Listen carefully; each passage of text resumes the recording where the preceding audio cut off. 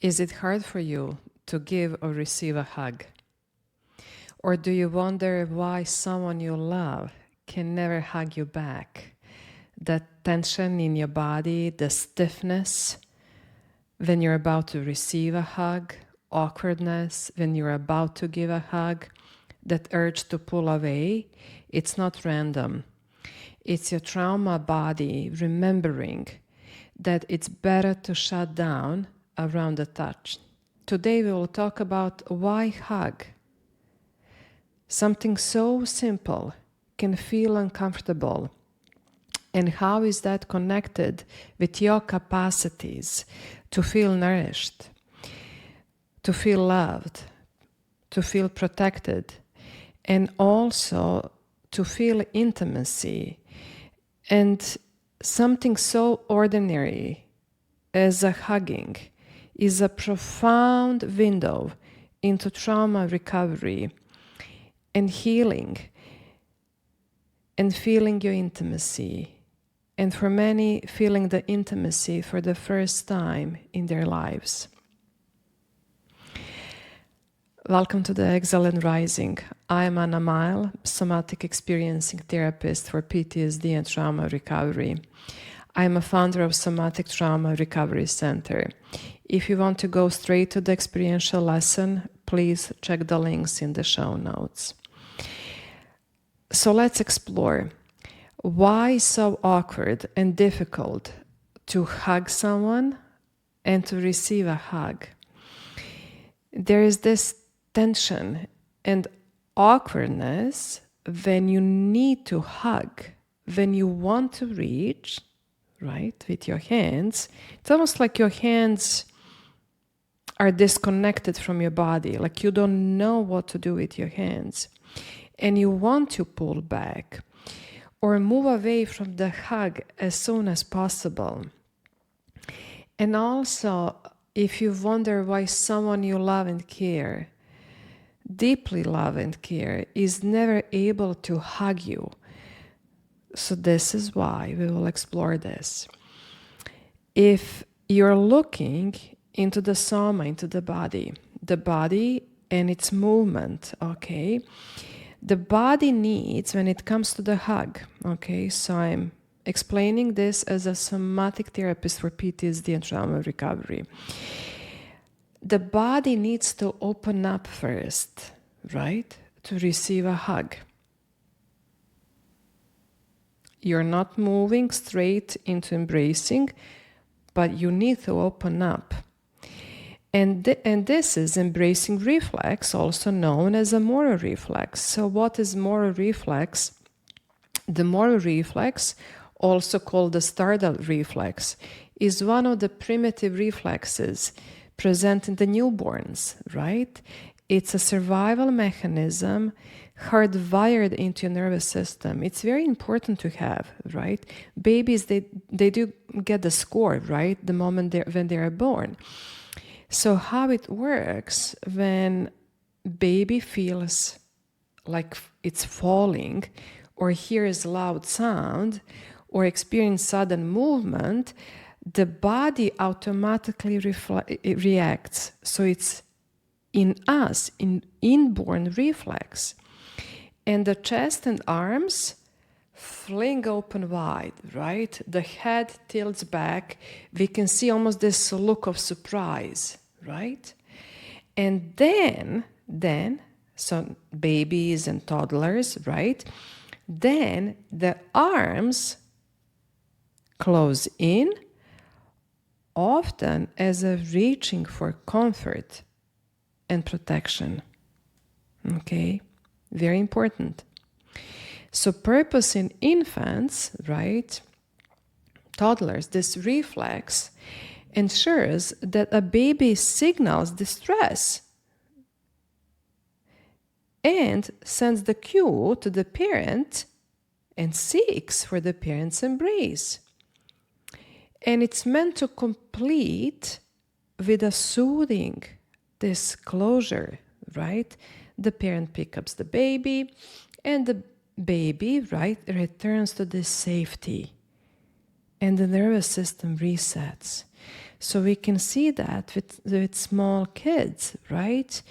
If, let's say, baby falls down, it's big look of surprise, hands go up, right?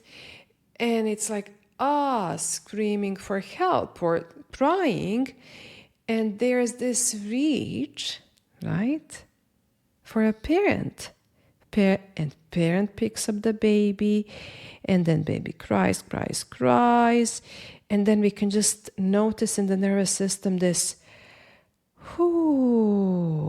comfort, safety, nourishment just happened. There is a nice completion. And then next thing you know, there is this curiosity again. Someone is ready to explore, right? Very important. Because in the context of trauma, okay, when trauma happens, that cycle, I'm open, receive protection, and close safely, doesn't happen. It's not complete, okay?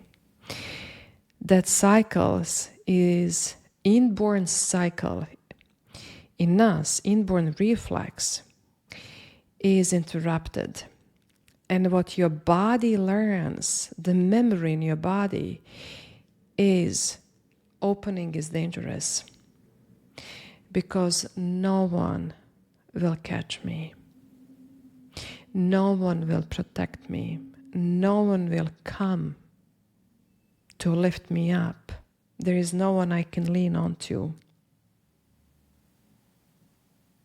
That's the memory in your body. And adults who experience neglect, shock trauma, or abandonment may carry this as stiffness, difficulty to receive love, to feel nourished.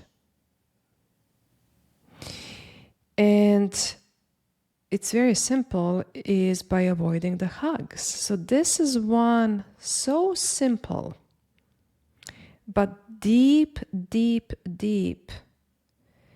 cue of how you enter into your own discovery of your own trauma history and healing. Okay? So instead of open and close, nervous system gets stuck in open without safety. Okay? So think about this. I'm open, something just happened, and there is no safety around me. So I work with clients, survivors of war, genocide, gun violence, veterans, RCMPs. That's, I am open, and I'm about to get killed. There is no one to protect me. Okay? On personal level, right, this can be, not on a personal level, in a day-to-day living, can be, I just said something in public, right? And I got ashamed, embarrassed, or I was just picked upon by bully. I am open. My vulnerability, my being is so open now, right? And there is no one to come to me, to protect me, to stand up for me.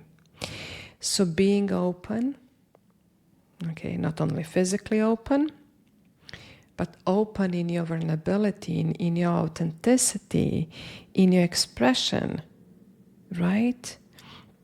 When something unpleasant happens, it can be abuse or just something unpleasant.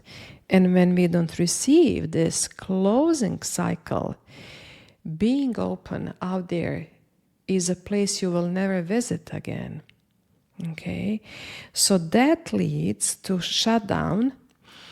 Very common in body, we can see this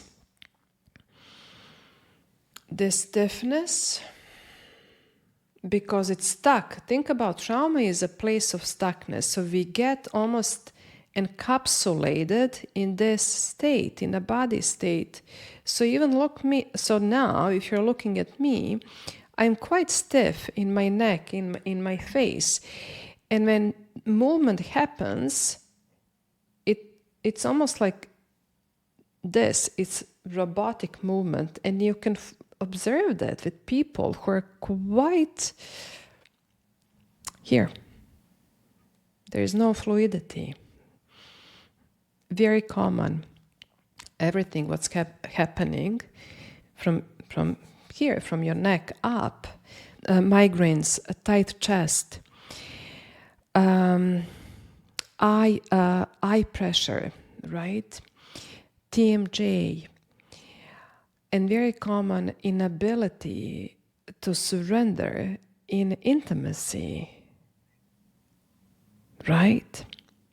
Because for the intimacy, we need to be able to open and to close, to surrender to someone else, right? So, what that means, opening up, your chest is opening, your arms are opening, so we have a wide open space, right? In intimacy, this is a wide open space, a space of visibility for people who have been bullied, abused. Space of visibility is the most dangerous place to be. Okay? Well, this is then a place of no protection because it's wide open. And we are expanding here, right? Opening the front. And front body is open for nourishment to receive, right? The front body, think about your front body. Okay, so this is somatic teaching right now. The front body is your nourishment, right? It is where we receive warmth, a love, food, how we literally nourish yourself from the front. In trauma, that moment is never complete, right? Because we got stuck here. We stay in this shock state of opening up, but never closing, never condensing, right? Never coming back into embrace. Because no one was there to embrace you. So when the body is moved into more reflex, right? It was never allowed in trauma to complete the close, to complete the cycle. And the memory in our primal brain, survival brain, it's stick in our cellular memory, is that opening is never safe because there will be no one to come back to. No safe haven, no embrace. Completion does not happen. And then we shut down. We shut down the ability to open and to receive. We shut down our capacities for intimacy. And in order to hug, I need to expand. And expansion is not safe. The memory says it's not safe, don't go there. And the movement that needs to happen is to open and to close. And that closing, okay, condensing, I'm condensing into my nourishment, into protection and love, was not there in the moment of shock or fear, or if you have been left to cry out for hours as a small child, as a baby. So when there is no one to embrace us, we stay shut down, we stay stuck. Okay? So in trauma, that cycle never completes. The body opens, but there is no embrace. No one is arriving. Okay? The primal brain wires the lesson, if I open, right? In my body, if I open my heart, if I open my emotions to you, if I open my authenticity, if I open with my all what's happening inside of me, no one will be there to close me back into the safety if I start to feel unsafe. And we shut down. Okay. The chest, the arms are tight, the body is stiff, and we do walk like a robots, right? Because now we cannot open and we cannot embrace either, right? So it's very common. Observe many men, they do have this, even the big muscles, right? But there is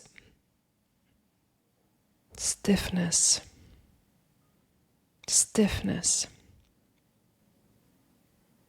because it wasn't safe to open. And the body says, better stiff than abandoned. So let me repeat this. Body says, better stiff than abandoned here. So what would be healthy, right, is building this postural tone that can expand and condense, right? It can open, it can close, opening from the chest, and I'm condensing from my back, right?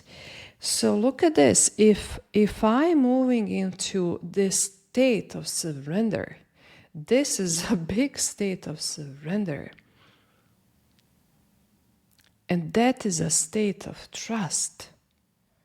That is the state we want to embody, right? When I open up, I can also trust, if needed, I will be embraced. I will be embraced in a hug. I can surrender, right, with that someone. And it's a space between you and that someone. It's a space of mutual nourishment. It's a deep space of love and grace. Also, right, if I open, I need to open to hug. If I hug you, that also means protection. It's coming from my back. This condensing is coming from my back, and back is your protection. Your front is nourishment, back is your protection. That means I got you, and you got me, right?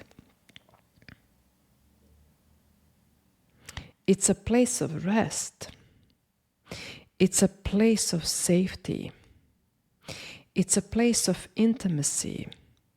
Many couples, they cannot reach out place of intimacy because of this. So what they need to work on is, who left me here in the open space?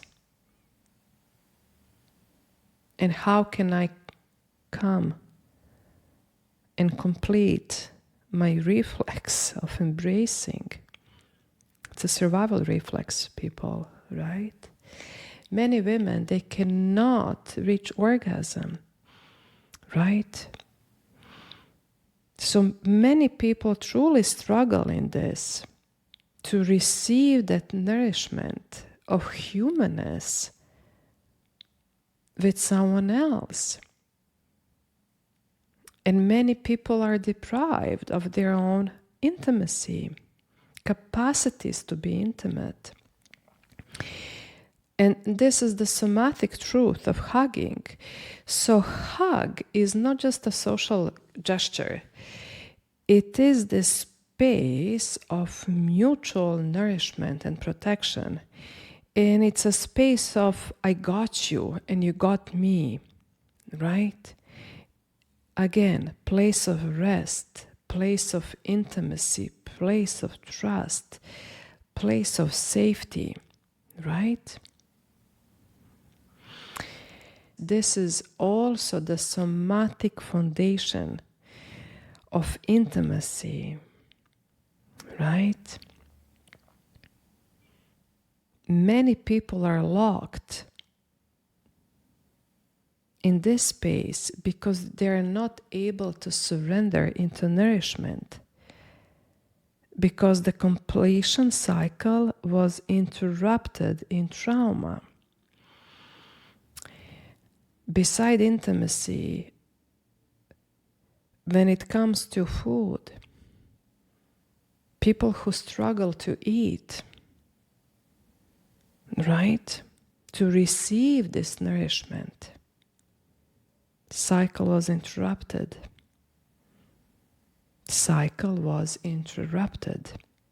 How we implement this on an embodied experiential level is in the lesson below. Please check the links in the show notes, where I teach one condensed somatic experiential lesson. Okay. So remember this. The front is nourishment. The back is protection. And we need to open to embrace, and you cannot hug if you're not open first. You cannot receive love if you don't open first. Surrender. And then allow the completion of being embraced. Right? So the back provides protection as it comes into embrace. Hugging someone means also taking hold, extending protection toward that person. It means I got you. I got you. And at the same moment, someone else is meeting us to feel that protection and nourishment. It's beautiful space. It's so needed. Right? And you can start experimenting just by allowing yourself to be hugged. Right? That's the mother you never had. That's the father you never had. But you can start by being that for someone else. Right? I can protect you. And then also, it will be awkward. It will be awkward. You can take that protection as your own nourishment from your friend, from your partner, from maybe your parent nowadays, right? Many parents feel very awkward, especially baby boomers, very awkward in hugging their kids or grandkids. And everyone is deprived in that relationship, and they're craving for each other, right? And if people are not safe for you, the best place to start is if you have with your dog, with your cat, with your person, animal person, right? If you don't have a dog, a pillow, that's more than enough. If people are not safe for you, okay, you respect that, okay? So basically here, right, when you have those two, I am above to hug or I will be hugged. It's a place where protection, right, meets protection. And this is very common. We can see this in sports, right? When they hug each other, it's like, I got you, right? We can see it in crisis, right? All the time. We need that hug. That's protection. It's unspoken, but it's so important. This is what makes us humans. I got you. And you feel that someone got your back. It's important. It's a place where trust meets trust. And nowadays, what's happening on our planet, we need this, people. We need to feel each other, humanity, and then we can lean on each other. And how we feel that, we need that hug, right? This is also the place where this protection meets nourishment. As I'm protecting you, I'm also nourished. Also where nourishment meets nourishment. Oh, it's a beautiful place, right? We are taking in as we are offering in the same moment. And that's true love. This is what we want to experience in intimacy, right? Couples who are so fluid in their intimacy, they know this, right? It's taking and receiving. It's protection and nourishment. It's nourishment and protection. It's nourishment and nourishment, right? It's taking and taking, serving and serving. So we are not just in this hug, collapsing, stiffening, or pretending. And you can feel when the hug is off, right? You can just feel it's not genuine. And it is imprint of trauma because no one was there to embrace you back when you were left open in your shock, in your pain, in your own embarrassment. And that opening turned into stiffness and awkwardness. And your intimacy, your capacities for intimacy was robbed. Not that you don't have it. You absolutely have it. You absolutely have it. So the practice is learning how to open up again and allow yourself to be hugged, to receive that protection, nourishment, right? Intimacy, love. So if hugging feels awkward, stiff, or even impossible, it's not because you're broken. It's not because you're broken. It's not because you don't know how to do it. It's because your body never got to complete the movement of opening and being embraced in the space where trust meets surrender. And this is a space of deep safety. In this space, where I have enough capacities to surrender with deep trust into someone else. It's a space of profound intimacy. And that intimacy can be between you and you. It can be between you and God. Trust and surrender. It can be with your partner if you find that your person. It can be with your dog. Right? With your child.